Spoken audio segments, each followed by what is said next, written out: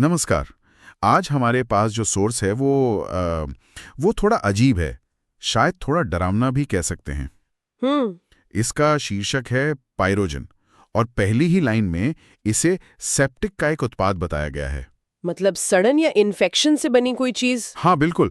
इसकी भाषा और इसमें दिए गए लक्षण इतने इतने तीव्र हैं कि इसे पढ़कर ही एक बेचैनी सी होती है। तो आज हमारी पड़ताल का मिशन यही समझना है कि आखिर ये टेक्स्ट इस पदार्थ के बारे में क्या बता रहा है और किन बेहद खास लक्षणों के आधार पर इसके इस्तेमाल की बात करता है। बिल्कुल। और ये समझना जरूरी है कि ये टेक्स्ट एक खास मेडिकल फिलॉसफी से आता है।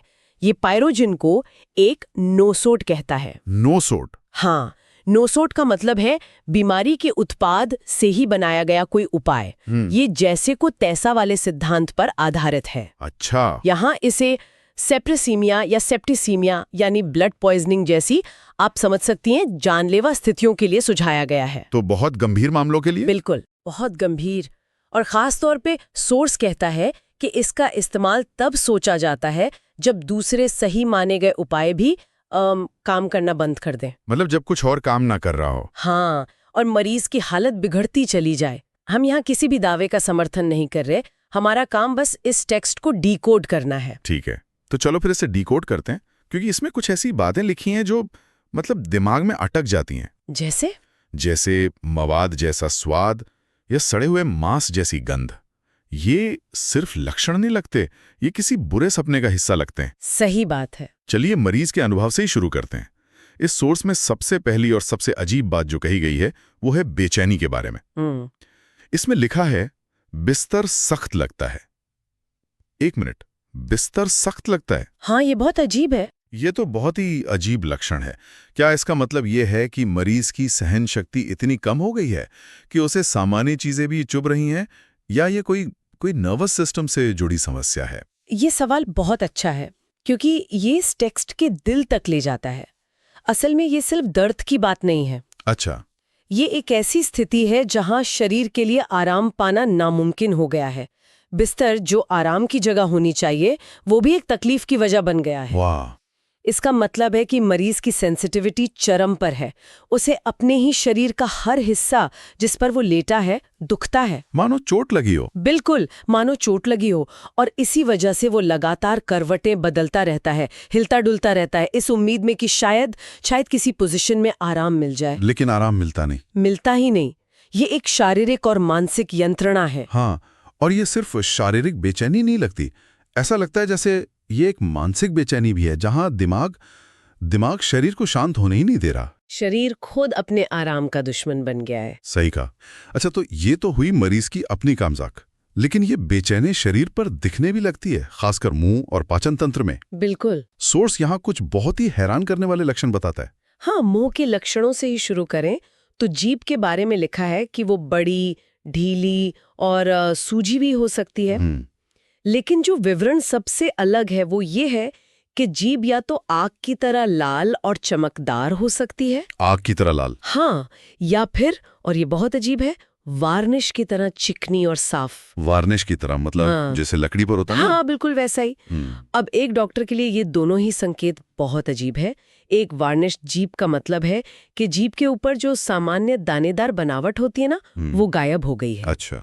ये शरीर में किसी गहरे पोषण की कमी या किसी ऑटो इम्यून समस्या का संकेत हो सकता है। ये दिखाता है कि शरीर की सामान्य प्रक्रियाएं पूरी तरह से ठप पड़ गई हैं। और स्वाद की जो बात कही गई है वो तो मवाद जैसा स्वाद, मैं तो इसकी कल्पना भी नहीं कर सकता। कोई भी नहीं कर सकता। ऐसा लगता है जैसे शरीर के अंदर का इन्फेक्शन इतना बढ़ गया है कि मरीज उसे सचमुच चख सकता है। ये बहुत ही भयानक तस्वीर है। ये भयानक है, लेकिन उस समय के नजरिए से ये एक बहुत महत्वपूर्ण नैदानिक संकेत था। अच्छा। हाँ, ये सीधे सीधे शरीर के अंदर चल रही सड़न या प्यूट्रिफैक्शन की प्रक्रिया की ओर इशारा करता है, जैसा कि इस टेक्स्ट में बताया गया है। प्यूट्रिफैक्शन? हाँ, जब शरीर के तरल पदार्थ और ऊतक टूटने लगते हैं तो वे ऐसे रसायन छोड़ते हैं जिनका स्वाद और गंध भयानक होती है। तो मवाद जैसा स्वाद या मीठा स्वाद या भयानक दुर्गंध युक्त सांस, बिल्कुल, ये सब उसी अंदरूनी सड़न के बाहरी संकेत हैं। और ये सड़न सिर्फ मुंह तक ही सीमित नहीं है, पाचन तंत्र के लक्षण तो वो तो और भी चरम पर हैं। हाँ, बिल्कुल।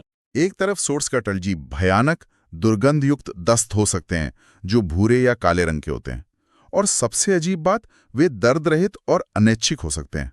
मतलब मरीज को पता भी नहीं चलता। हाँ, और दूसरी तरफ उतनी ही गंभीर कब्ज हो सकती है जिसमें मल सड़े हुए मांस जैसा या जैतून की तरह छोटी काली गोलियों जैसा होता है। हाँ, ये तो बिल्कुल विपरीत स्थितियां हैं। और यही विरोधाभास इस टेक्स्ट का मुख्य बिंदु है।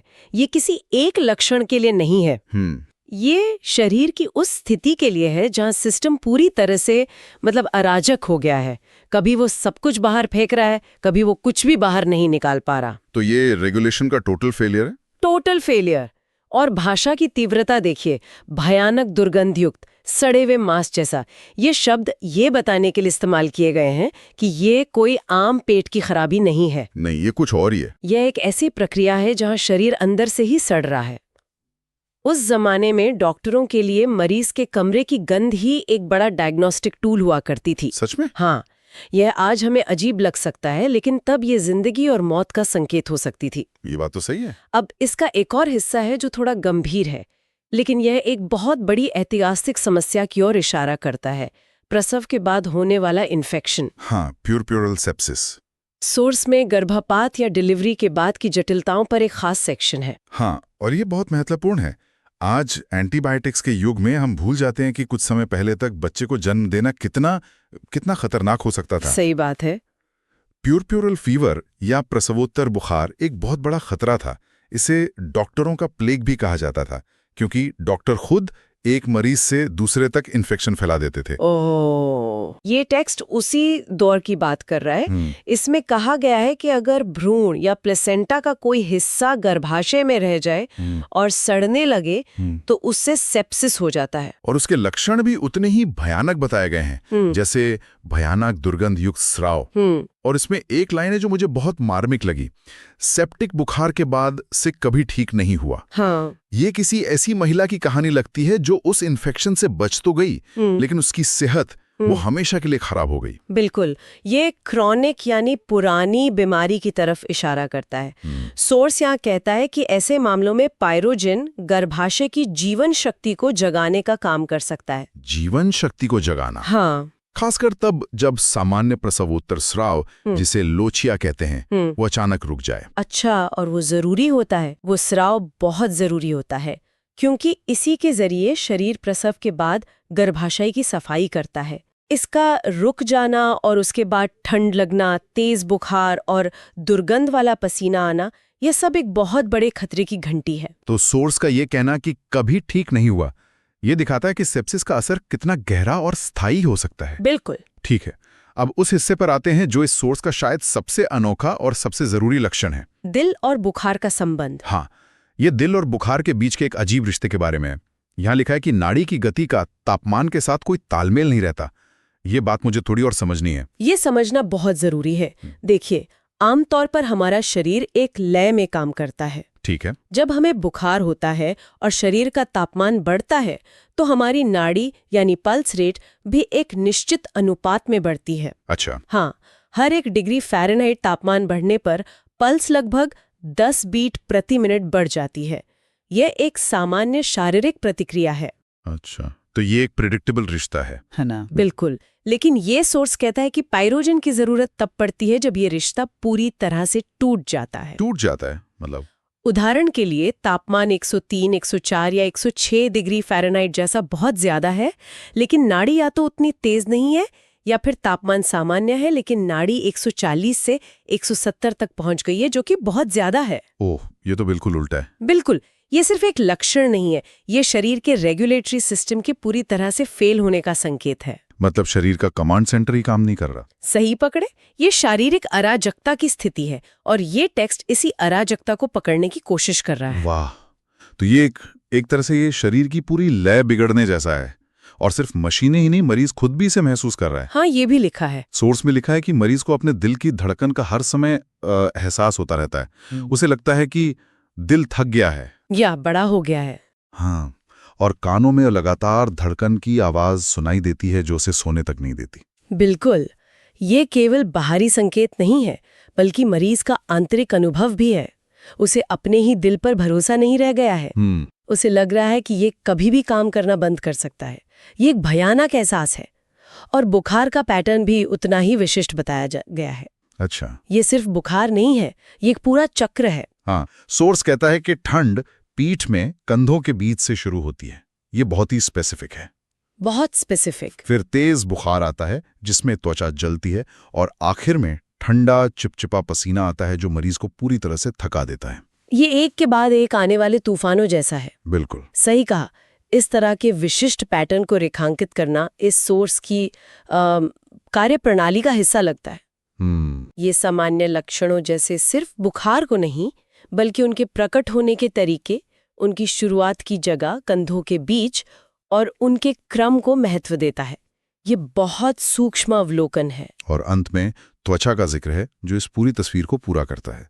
त्वचा पीली, ठंडी और राख जैसी बताई गई है। राख जैसी। ये सुनकर ये ऐसा लगता है जैसे शरीर से जीवन शक्ति खत्म हो रही हो। बिल्कुल, ये सर्कुलेटरी सिस्टम के शॉक में जाने का संकेत है। और साथ ही वृद्ध लोगों में पुराने ठीक ना होने वाले अल्सर का भी जिक्र है जिनसे दुर्गंध आती है। इन सभी लक्षणों को एक साथ रखने पर सोर्स पायरोजेन को एक होम्योपैथिक डायनामिक एंटीसेप्टिक के रूप में वर्णित करता है। अब ये शब्द बहुत दिलचस्प है। हाँ, ये डायनामिक एंटीसेप्टिक क्या होता है? ये किसी सामान्य एंटीसेप्टिक जैसे डेटॉल से कैसे अलग है? ये बहुत अच्छा सवाल है। जब सोर्स इसे डायनामिक एंटीसेप्टिक कहता है तो इसका मतलब पारंपरिक एंटीसेप्टिक से बिल्कुल अलग है।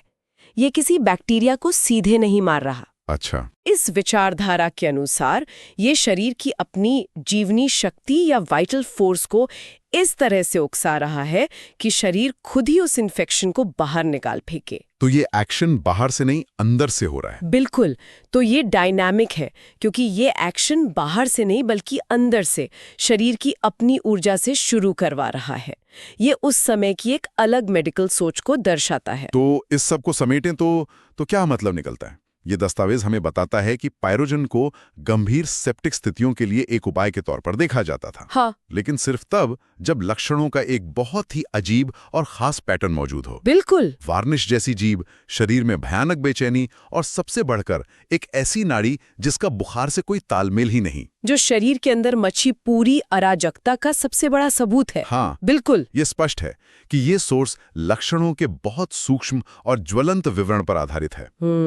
ये हमें उस दृष्टिकोण की एक झलक देता है जो व्यक्ति के अनूठे और व्यक्तिगत अनुभव को निदान के लिए केंद्रीय मानता है, न कि केवल बीमारी के नाम को। सही बात है। हर लक्षण, चाहे वो कितना भी अजीब क्यों ना हो, एक कहानी कहता है और इस टेक्स्ट का मकसद उसी कहानी को पढ़ना और समझना है। तो ये सिर्फ लक्षणों की एक लिस्ट नहीं है। नहीं, यह सेप्सिस के अनुभव का एक गहरा, परेशान करने वाला चित्रण है। हमारी पूरी चर्चा में हमने तीव्र और जानलेवा सेप्टिक बुखार पर ध्यान केंद्रित किया, लेकिन इस टेक्स्ट का अंत एक बहुत ही विचार उत्तेजक लाइन से होता है, जो शायद इसका सबसे गहरा पहलू है। हाँ, और वो पंक्ति है, अव्यक्त पायोजेनिक प्रक्रिया, मरीज स्पष्ट रूप से सही उपाय के बाद भी बार बार बीमार पड़ता है।